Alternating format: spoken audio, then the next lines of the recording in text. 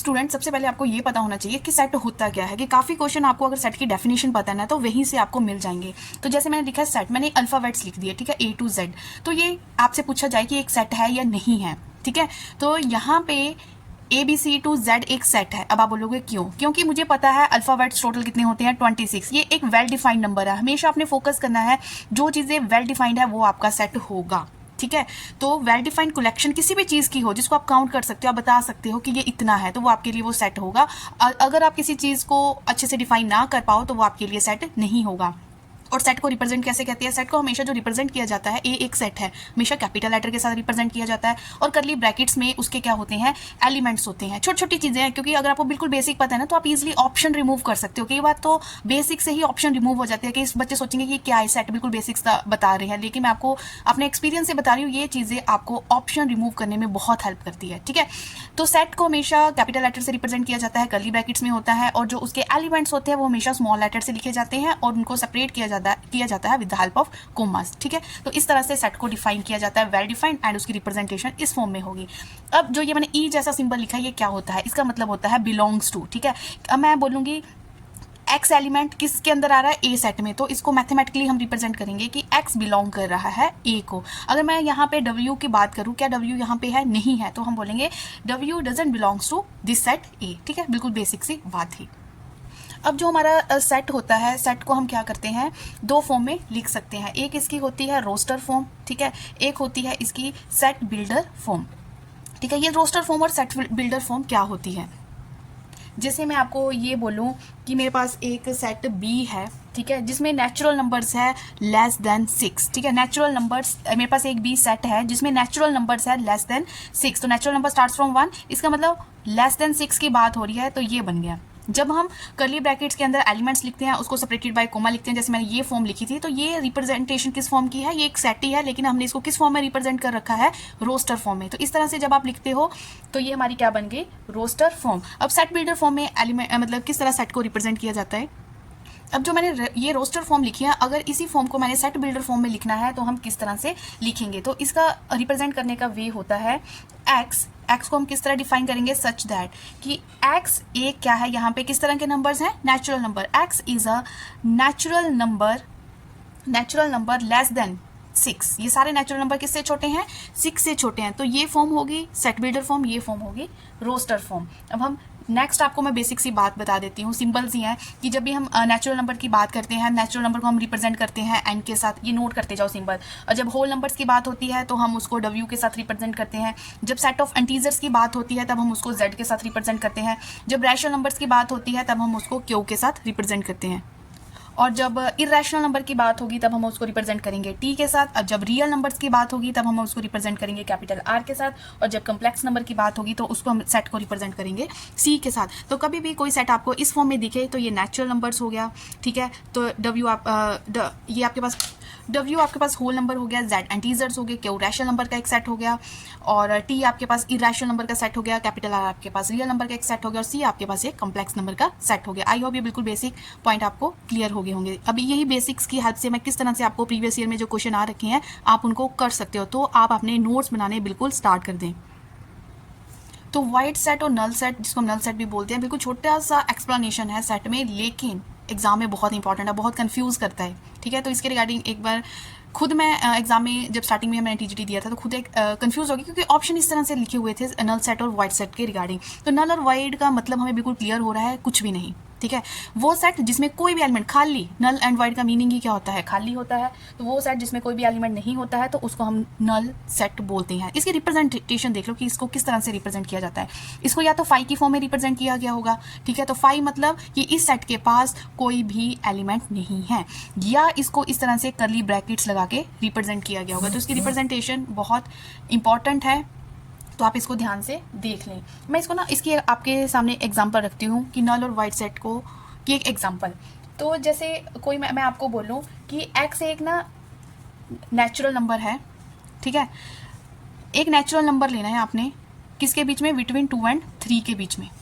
आप बताओ natural number किस तरह के होते हैं? 1 2 3 4 5 एंड सो ऑन, ठीक है। इस तरह के होते हैं नेचुरल नंबर।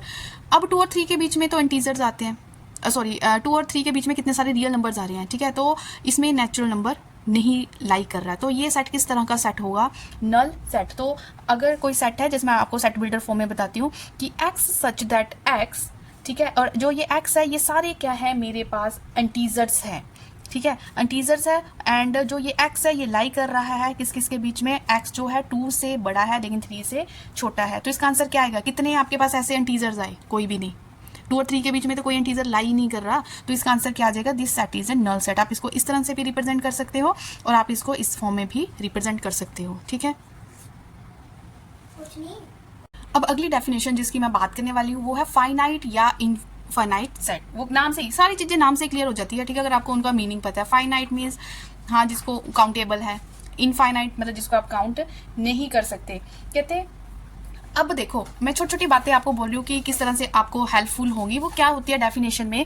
अगर मैं आपसे पूछूं कि एक सेट एम्प्टी है, ठीक है, क्या वो फाइनाइट की डेफिनेशन में आएगा? तो इनफाइनाइट की डेफिनेशन में आएगा। जिसमें ये बेसिक सी बात, देखो जब एग्जाम में आपको इससे रिलेटेड क्वेश्चन दिखेगा ना तो आपको समझ आएगा कि बेसिक कितने इंपॉर्टेंट होते हैं। तो मैं आपसे ये पूछती हूँ, अगर पता है तो you can comment your answer कि जो एम्प्टी सेट है वो किसकी डेफिनेशन में आएगा? अगर आपको ऑप्शन में फाइनाइट या इनफाइनाइट सिर्फ 2 ऑप्शन दे रही हूँ मैं आपको, तो आप किसको टिक करोगे? ठीक है, तो आप इसका मुझे आंसर बता सकते हो। तो यहीं से क्लियर हो जाएगा कि आपको बेसिक्स कितने पता है।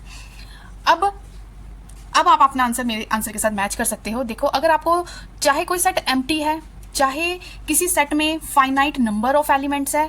अब एक बात और नोट कर लो, अब मैं आपको ना कंफ्यूज करती हूँ थोड़ा सा, देखती हूँ कि आप किस तरह से। एक मेरे पास ये सेट है, ठीक है, ये मेरे पास कोई ए सेट है, और एक सेट मेरे पास ये है A B C D E, ठीक है, और एक सेट मेरे पास ये है A B C A D, ठीक है। अब आपको मुझे बताना है इनमें से फाइनाइट क्या है या इनफाइनाइट सेट क्या है। देखो ये क्या है? ये अभी मैंने बताया ये किसकी रिप्रेजेंटेशन है? नल सेट की या वाइड सेट की। तो चाहे सेट आपको नल दिखता है तो नल सेट भी एक किस तरह का सेट होता है? फाइनाइट सेट होता है। नोट डाउन, ठीक है, एम्प्टी सेट, क्योंकि हमें पता है ये थोड़ा कि हम इसको काउंट नहीं कर सकते, हम इसको इजीली देख के बता रहे हैं कि इसमें कोई भी एलिमेंट नहीं है, तो ये फाइनाइट सेट की डेफिनेशन में आता है। अब इसमें मुझे पता है कि जो नंबर ऑफ एलिमेंट्स है किसमें? सेट बी में, ठीक है, number of elements in set B वो कितने हैं? 1 2 3 4 5। तो आपने इसको इजीली काउंट कर लिया, तो ये किसकी डेफिनेशन होगी? तो ये भी आपका जो सेट मैंने दे रखा है ये एक फाइनाइट सेट है। अब अगला जो सेट है ये फाइनाइट सेट है या नहीं है? अब देखो इसमें मेन बात क्या आ रही है? नंबर ऑफ एलिमेंट्स तो आप काउंट कर रहे हो 1 2 3 4 5, ठीक है, लेकिन रेपिटेशन नहीं होना चाहिए। सारे एलिमेंट्स क्या होते हैं इस set? Which is either empty, या तो वो एम्प्टी हो या उसके पास finite number of different elements हो। तो यहाँ पे एलिमेंट्स क्या है? डिफरेंट नहीं है। तो इस सेट को हम इस फॉर्म में जब लिखेंगे ए बी सी डी, ठीक है, हमेशा सेट वो होता है जिसमें डिफरेंट एलिमेंट्स होते हैं। सेट की डेफिनेशन का सबसे बेसिक पॉइंट। तो इसको जब तक हम सेट नहीं बोलेंगे जब तक ये इस फॉर्म में नहीं आया, क्योंकि सेट के सारे एलिमेंट्स क्या होते हैं? डिफरेंट होते हैं। अब मैं इसको बोलूंगी इसके सी में नंबर ऑफ एलिमेंट्स कितनी है? 4 है। अब ये क्या बना? एक फाइनाइट सेट बना। अगर इस सेट में आपके से नंबर ऑफ एलिमेंट्स पूछ लिए और आपने बोला कि इसमें नंबर ऑफ एलिमेंट्स 5 है तो गलत है। सेट की डेफिनेशन क्या बोलती है? डिफरेंट एलिमेंट्स होने चाहिए। नोट डाउन दिस पॉइंट, ठीक है। तो अब ये क्या बन गया? एक फाइनाइट सेट बन गया। और इनफाइनाइट जो फाइनाइट नहीं है तो वो आपके लिए क्या हो गए? इनफाइनाइट सेट हो गए, ठीक है। अगर आपको किसी सेट में, जैसे मैंने ए लिख दिया, ठीक है, अगर आपको किसी सेट में सिर्फ एक एलिमेंट दिखता है तो हम उसको डिफाइन करते हैं एज ए सिंगलटन सेट। तो वो हमारा सेट क्या होता है? सिंगलटन सेट होता है। Note down. मोस्ट इंपॉर्टेंट जितना अभी तक मैंने करवाया उसका ये मोस्ट इंपॉर्टेंट पॉइंट है जो आपको हाईलाइट करना है। और जो मैं अभी बता रही हूँ ये भी प्रीवियस ईयर में रिपीट हो चुका है ये क्वेश्चन, तो नोट डाउन कर लो। एन मैं अभी बता के हटी हूँ कि नेचुरल नंबर, जितने भी नेचुरल नंबर है, जितने भी होल नंबर्स हैं, जितने भी इंटीजर्स हैं, जितने भी रैशनल नंबर्स हैं, जितने भी रियल नंबर्स हैं, जितने भी कम्प्लेक्स नंबर है, they all come under the definition of infinite set, ठीक है। तो ये सारे क्या है? इनफिनाइट सेट है। क्योंकि जब आप नेचुरल नंबर लिख रहे हो कि नेचुरल नंबर का एक सेट है वो किस तरह से चलता रहेगा? 1 2 3 4 एंड सो ऑन। आपको क्या पता कि एंड तक आप उसको कैसे काउंट करोगे, ठीक है। तो वो इनफिनाइट सेट है। सेम अदर एग्जांपल, ठीक है। तो ये नोट डाउन कर लो कि कहीं भी natural, whole, integer, rational, irrationals and complex आपको पूछा जाता है तो ये इनफिनाइट सेट की डेफिनेशन में आएगा। अब नेक्स्ट है ना इक्वल एंड इक्विवेलेंट सेट। काफी स्टूडेंट्स ऐसे हैं जो दोनों को सेम ही समझते हैं, लेकिन ये इक्वल एंड इक्विवेलेंट सेट जो होते हैं ये डिफरेंट है। देखो इक्वल सेट कौन से होंगे? कोई भी 2 सेट है मेरे पास ए और बी, इन 2 सेट्स को आप इक्वल तब बोलोगे if every element of A is in B, या आप बोल सकते हो कि ए के सारे एलिमेंट, जितने भी एलिमेंट्स आपको ए में दिख रहे हैं वो बी में भी है, और जितने भी आपको एलिमेंट्स बी में दिख रहे हैं वो सारे के सारे ए में भी है। तो ये आ जाएगा इक्वल सेट।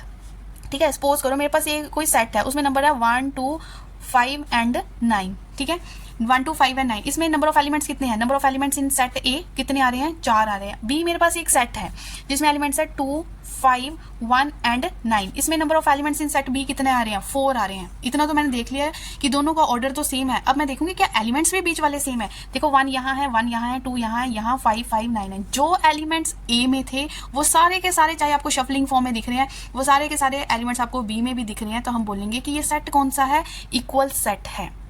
अब जो इक्विवेलेंट सेट है वो क्या होता है? इक्विवेलेंट सेट वो होते हैं, इक्विवेलेंट के लिए हम सिंबल इस तरह से यूज करते हैं, A is equivalent to B if they have equal number of elements.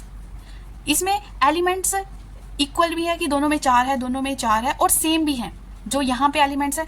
अब ये थोड़ा डिफर कर गया, मेरे पास ए में एलिमेंट्स है 1 2 5 एंड 4, और बी में एलिमेंट्स है 6 7 1 एंड 2। ठीक है, नंबर ऑफ एलिमेंट्स तो इसमें भी, इक्विवेलेंट को मैं एक्सप्लेन कर रही हूँ, नंबर ऑफ एलिमेंट्स तो इसमें भी 4 है और नंबर ऑफ एलिमेंट्स इसमें भी क्या है? 4 है। लेकिन जो एलिमेंट मुझे ए में दिख रहे हैं वो सारे के सारे एलिमेंट्स मुझे बी में नहीं दिख रहे, जो बी में दिख रहे हैं वो सारे के सारे एलिमेंट्स ए में नहीं दिख रहे। जिसमें सिर्फ नंबर ऑफ एलिमेंट्स सेम हो तो ये इक्विवेलेंट का आएगा, जिसमें नंबर ऑफ एलिमेंट्स के साथ साथ सारे के सारे एलिमेंट्स भी एक दूसरे में प्रेजेंट हो तो वो इक्वल का आएगा। आई होप ये इक्वल एंड इक्विवेलेंट का डिफरेंस जो आपको है अच्छे से क्लियर हो गया होगा। स्टूडेंट्स, अब जो मैंने ये लाइन लिखी है ना, ये नोट बना के लिखा है, इसको अच्छे से आप नोट कर लें। देखो जो इक्वल सेट होंगे ना वो अपने अंदर इक्विवेलेंट की डेफिनेशन को तो ले ही रहे हैं, तो आप बोल सकते हो कि इक्वल सेट हमेशा इक्विवेलेंट होंगे ही होंगे। लेकिन जो इक्विवेलेंट है वो इक्वल हो भी सकते हैं और नहीं भी हो सकते। मतलब बेसिक समझो, थ्योरी अपने समझ आती है कि ये लाइनें लिखी क्या हुई है। ठीक है, तो अगर आपको इतना कंटेंट अच्छा लगा है तो आप मेरे इस चैनल के साथ अच्छे जुड़ जाएं, उसको सब्सक्राइब कर लें, अपने फ्रेंड्स के साथ शेयर कर सकते हो। ठीक है, और हिट द लाइक बटन अगर आप कर दो तो मुझे भी क्लियर हो जाएगा कि हाँ, मेरा जो मैं पढ़ा रही हूँ कंटेंट वो मेरे स्टूडेंट्स को समझ आ रहा है।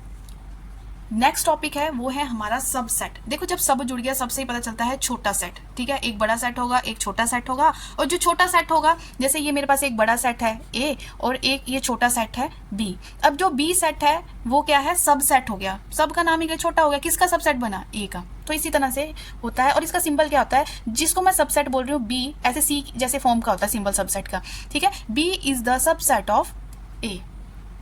तो आप मैं एक एग्जांपल आपको देती हूँ। जैसे मेरे पास ए है, ए में एलिमेंट्स है 1 2 एंड 3, बी एक सेट है उसमें एलिमेंट्स है 1 2 3 एंड 4, और सी मेरे पास एक सेट है और उसमें एलिमेंट्स है 2 3 एंड 4। ठीक है, अब मैं आपसे पूछ रही हूँ कि देन ए इज द, ये देख लो ए में कितने एलिमेंट्स हैं? 1 2 3 1 2 3, सारे के सारे एलिमेंट्स आपको किस में दिख रहे हैं? बी में। तो मैं बोलूंगी कि ए जो है वो सबसेट है किसका? बी का। ठीक है, बट जो ए है is not the subset of, ऐसे काट दिया तो not the subset of, but A is the A is the subset of B. तो हमें बताना है कि ए क्या सी का सबसेट है? देखो 1 2 3 2 3 तो आ रहा है लेकिन 1 उसमें लाई नहीं कर रहा, तो मैं बोलूंगी A is not the subset of C. क्यों? क्योंकि बिकॉज वो इसलिए नहीं है क्योंकि 1 डजंट बिलोंग्स टू सी। जो 1 एलिमेंट है वो सी में नहीं है, अगर होता तो सबसेट बन जाना था। तो ये होता है सबसेट। अब सबसेट से ही निकल के आता है एक सुपर सेट या प्रॉपर सबसेट, सुपर सेट। तो ये टर्म्स निकल के आती हैं जो कॉम्पिटिटिव एग्जाम के व्यू से बहुत ज़्यादा इंपॉर्टेंट है। उससे पहले ना बहुत ज़्यादा इंपॉर्टेंट एक और बात मेरे दिमाग में आ रही है जो कॉम्पिटिटिव एग्जाम में हमें देखने को मिलती है, वो क्या है वो आप अच्छे से नोट कर लेना। बहुत इंपॉर्टेंट बात जो मैं अभी बताने वाली हूँ, हमेशा नोट कर लो। जितने भी नेचुरल नंबर्स होते हैं, मैं आपको इसको एक्सप्लेन भी कर दूंगी, जितने भी नेचुरल नंबर होते हैं वो क्या होते हैं? सबसेट होते हैं। किसके? W मीन्स होल नंबर्स के। और जो होल नंबर होता है ये सबसेट होता है किसका? इंटीजर्स का। और जो इंटीजर्स होते हैं ये सबसेट होते हैं किसके? रैशनल के। और जो रैशनल्स होते हैं ये सबसेट होते हैं रियल्स के। जैसे जिसको ये सीक्वेंस क्लियर हो गया ना, पूछने वाला जैसे मर्जी क्वेश्चन पूछ ले, जैसे मर्जी।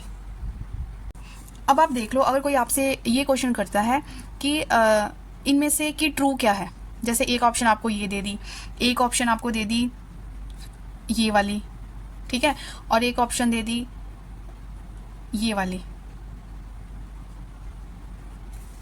तो इनमें से ए बी सी में से ट्रू ऑप्शन कौन सी है, तो आप देख सकते हो। जैसे नेचुरल नंबर अगर इसमें कंटेन करना है, ये इसमें कंटेन कर रहा है, तो ये वाली क्या है, बिल्कुल ट्रू है। डब्ल्यू एन कंटेन हो रहा है, मतलब सबसेट है डब्ल्यू का, डब्ल्यू इसका नहीं है, तो ये ऑप्शन रॉन्ग है। जेड किसका है, डब्ल्यू जेड का है, जेड डब्ल्यू का नहीं है, तो ये ऑप्शन भी रॉन्ग है। फॉर एग्जाम्पल अगर आपको ये नहीं समझ आ रहा, जैसे मेरे पास नेचुरल नंबर है, एक सेट है मेरे पास ए, ये क्या है, सेट ऑफ नेचुरल नंबर्स है, ठीक है। और एक मेरे पास सेट है बी, ये है होल नंबर। होल नंबर वो होते हैं जो 0 से स्टार्ट होते हैं। अब इसको मैं क्या बोलूंगी कि ये हो गया नेचुरल नंबर, ये हो गया so on and so on, तो इसको एन से रिप्रेजेंट कर देती हूँ, इसको डब्ल्यू। तो मैं ये बोल सकती हूँ 1 2 3 4 है इसमें डब्ल्यू में कंटेन, डब्ल्यू एन में कंटेन है। तो क्या बनता है हमारे पास, जो एक स्टैंडर्ड पैटर्न बनता है कि N is contained in W, अगर डब्ल्यू को बोलोगे तो W is not contained in N, ठीक है। तो आप ऐसे एग्जाम्पल लेके देख सकते हो कौन किस में कंटेन्ड है। रियल नंबर में तो सब कुछ ही आ रहा है, ठीक है, इंटीजर्स, रैशनल, इरेशनल, सब कुछ ही आ रहा है, ठीक है। तो ये चीज़ें आप नोट कर लो, ये मोस्ट इंपॉर्टेंट पॉइंट है जो आपको कॉम्पिटिटिव एग्जाम्स में देखने को मिलता है। एक इसी चैप्टर में हमारे पास इंटरवल्स की बात होती है, एक हमारे पास बात होती है क्लोज्ड इंटरवल की, ठीक है, और एक बात होती है हमारे पास ओपन इंटरवल की, और एक इसी में बात होती है सेमी ओपन या सेमी क्लोज्ड की। सेमी ओपन या सेमी क्लोज्ड इंटरवल की बात होती है। तो आपको पता होना चाहिए क्लोज्ड इंटरवल को हम रिप्रेजेंट करते हैं इस तरह से, जैसे ए और बी को मैंने ये दोनों साइड से क्लोज्ड है तो ये क्लोज्ड इंटरवल बन गई। ओपन इंटरवल इस तरह से होगी, ओपन इंटरवल।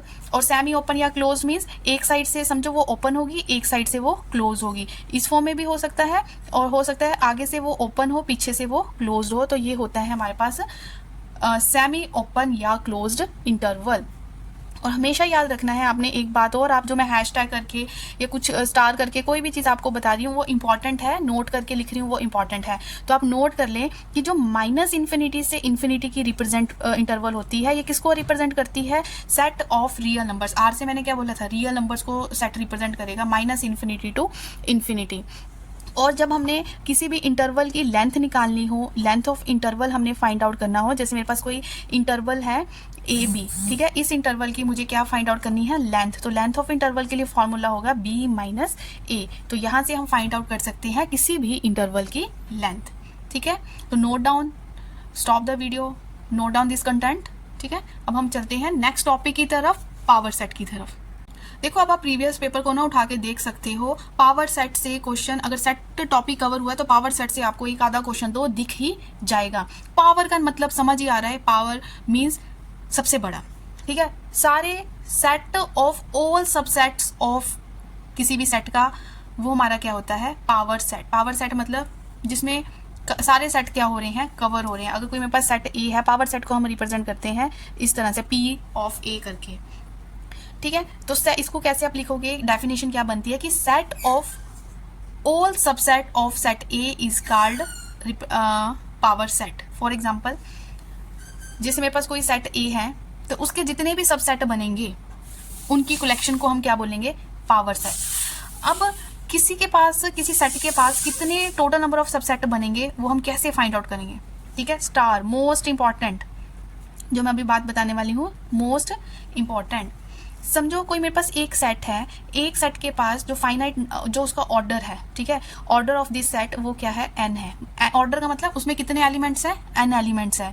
तो हम उसको, उसके जो नंबर ऑफ सबसेट्स बनेंगे, नंबर ऑफ सबसेट बनेंगे वो क्या होता है, 2 raise to the power N. Note down कर लें, नंबर ऑफ सबसेट्स के लिए होता है 2 raise to the power N, ये इसके टोटल नंबर ऑफ सबसेट होते हैं, ठीक है।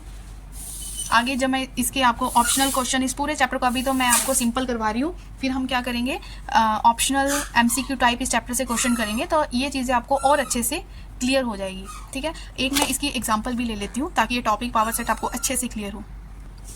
अब यहाँ पे मुझे एक क्या दे रखा है, सेट दे रखा है, इसका मैंने पावर सेट निकालने हैं। तो total number of subset, power set क्या है, कलेक्शन है किसकी, जितने भी किसी सेट के सबसेट बन रहे हैं। अभी मैंने आपको टोटल नंबर ऑफ सबसेट निकालने का फॉर्मूला बताया, कितने बनेंगे, 2 raise to the power number of elements, 1 2 3, 3 elements है, मीन्स इसके जो टोटल सबसेट बनेंगे वो मुझे पता है 8 बनेंगे। अब सबसेट बनाते कैसे हैं, तो जब भी हम सबसेट बनाते हैं, ठीक है, तो कैसे बनेंगे, एक तो वो सेट खुद ही अपना सबसेट है, हमें 2 चीजें तो नोट कर लो, एक वो सेट खुद ही अपना क्या होता है, सबसेट होता है, 5 ही हर सेट का क्या होता है, सबसेट होता है। और अब सिंगल सिंगल एलिमेंट ले लो, ए भी अपना सबसेट है, ए इसका सबसेट हो गया, हर एलिमेंट क्या है, इस सेट का सबसेट है, सी भी इसका क्या है, सबसेट है। और अगर मैं ए बी लूँ तो ए भी क्या है, इसका सबसेट है।